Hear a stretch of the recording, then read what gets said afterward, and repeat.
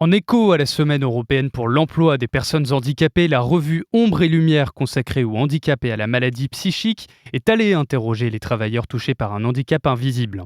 Marilyn Chouemont, bonjour, vous êtes rédactrice en chef du magazine Ombre et Lumière. Plusieurs témoins de votre enquête n'ont pas osé pendant longtemps parler de leur handicap à leur employeur. Pourquoi cela ? En dépit des nombreux discours et initiatives en faveur de l'inclusion des personnes handicapées dans les entreprises, il reste difficile d'assumer effectivement son handicap et beaucoup sont tentés de le cacher. Toutes sortes de craintes sont mélangées. Le regard des collègues, la peur d'être stigmatisé, d'être mis au placard ou tout simplement regardé comme un frein pour l'entreprise. Rémi Tellu, qui a contracté la maladie de Parkinson à l'âge de 39 ans, au beau milieu d'une carrière intense dans une grande banque française, raconte ce poids qu'il a longtemps porté sur les épaules, dans notre dossier Ombre et Lumière.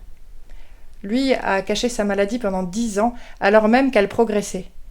Mais alors qu'il commençait à boiter et qu'il devenait difficile de le dissimuler, il a fini par l'annoncer. Et pour lui, la prise de parole a été vraiment libératrice. Et cela a eu un effet concret. Par exemple, il a pu effectuer ses trajets en taxi. Cela aussi a amélioré l'image qu'il se faisait de lui. Il se sent aujourd'hui beaucoup plus unifié et tire de son handicap même une vraie créativité. Il a par exemple créé un jeu de sensibilisation pour les entreprises, le handicap contre-attaque. Dans le cas d'un handicap psychique, le tabou n'est-il pas plus fort au sein des entreprises ? Oui, la question reste très épineuse pour les salariés touchés par une maladie psychique, à l'image de Coralie, diagnostiquée borderline, et que nous avons invitée à témoigner aussi dans notre dossier. Celle-ci a multiplié les métiers, entre maître de jeu dans un escape game et serveuse, en parallèle de son suivi en psychiatrie. Elle dit avoir menti de façon assumée, sans quoi elle n'aurait pas été embauchée. Finalement, elle est devenue thérapeute indépendante. Et ce statut de travailleur indépendant est souvent une issue, on le constate, une issue qui est consentie ou plus ou moins forcée pour ceux qui ne trouvent malheureusement pas leur place en entreprise.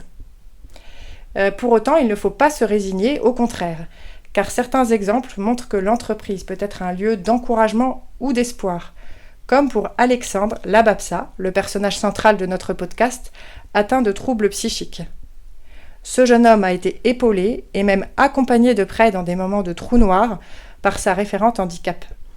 Laissons donc à Alexandre le dernier mot et n'hésitez pas à écouter la suite de son histoire dans La lumière d'une rencontre, le podcast produit par Ombre et Lumière. Ma vie sociale est un peu... c'est le néant, quoi. Enfin, depuis ma dernière crise psychotique, c'est le néant. Du coup, j'étais beaucoup stigmatisé par mes proches. Et ça a pris un certain temps, en fait, avant de renouer contact avec certains proches, et encore pas tous, pas mal ont coupé les ponts littéralement avec moi. Alors du coup, mon entreprise m'a apporté une forme de soutien. Et j'avoue, ça a débordé, la sphère personnelle a débordé sur le professionnel, mais ça m'a permis de tenir le cap. Et ça m'a soutenu, et enfin, dans mon cas, en tout cas, ça m'a beaucoup aidé, quoi. Le fait de travailler, de voir du monde, d'avoir des échanges, même